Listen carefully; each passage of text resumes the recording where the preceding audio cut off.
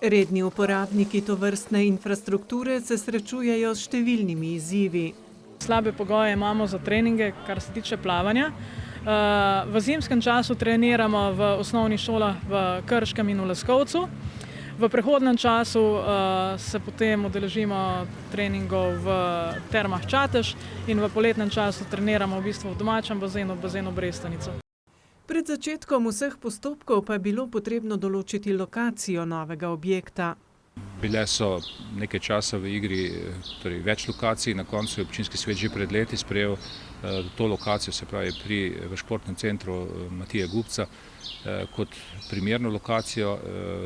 Ovira za to lokacijo je bilo pred časom predvsem poplavna varnost. Te nevarnosti ni več in zato je lokacija tega objekta smiselna. Hkrati pa se bo športni park počasi tudi celovito zaokrožil. Sicer pa se porajajo nekateri pomisleki.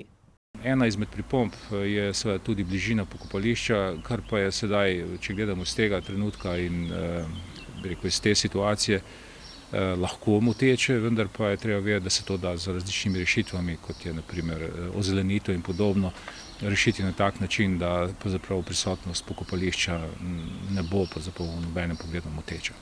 Cena projekta naj bi se gibala med 5 in 7 milijonov evrov.